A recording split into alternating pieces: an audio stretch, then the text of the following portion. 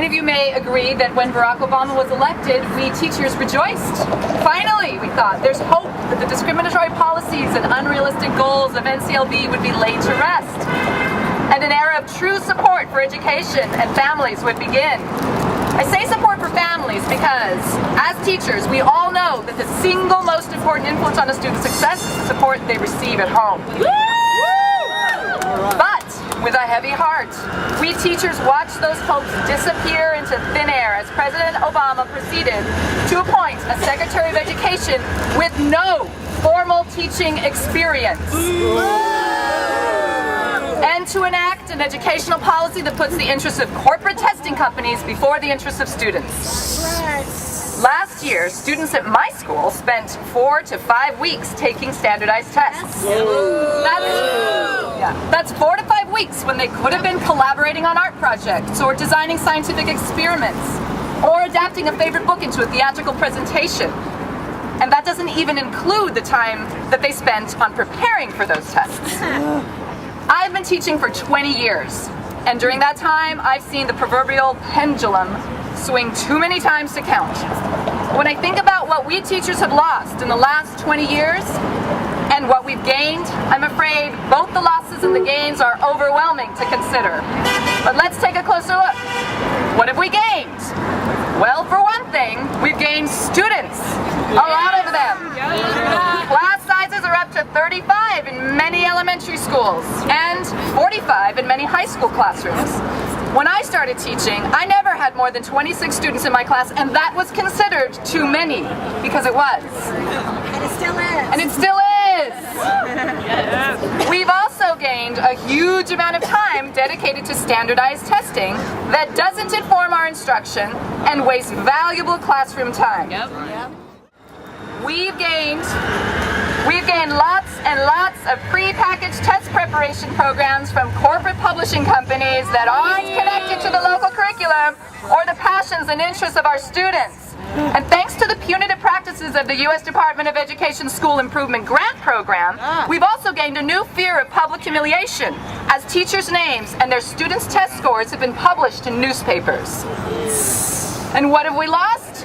Well, for one thing, we've lost time to prepare our lessons for all those students. When I started teaching, a kindergarten teacher had 3 hours of prep time. That's right, every day. Now, a kindergarten teacher is down to half an hour during the school day, and even this is under threat of being taken away in the school district where I work. What else have we lost? PE and music.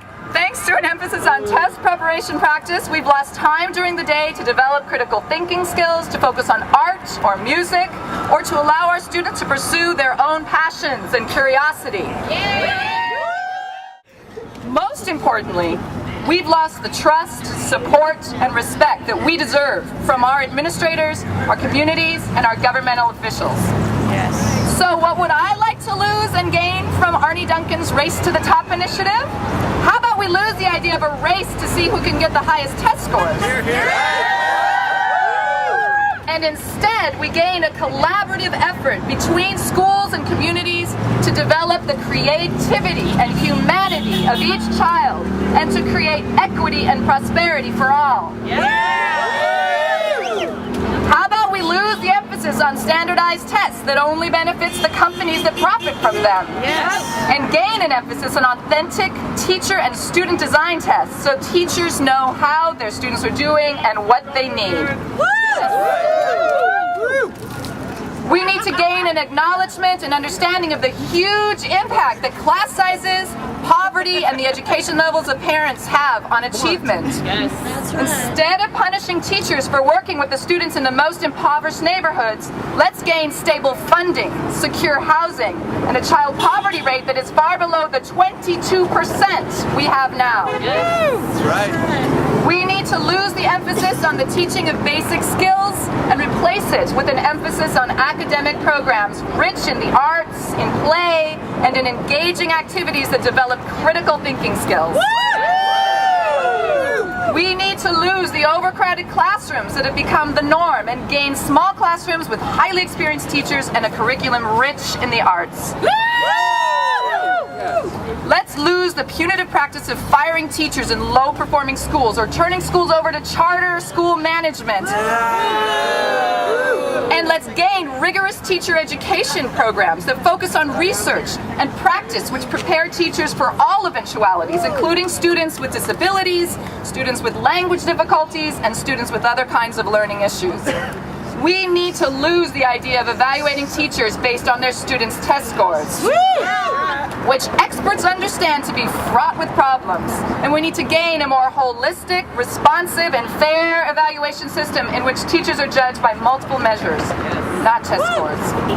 Finally, we need to lose the pervasive anti-teacher rhetoric and gain a common language that shows support, love, and respect for children and educators.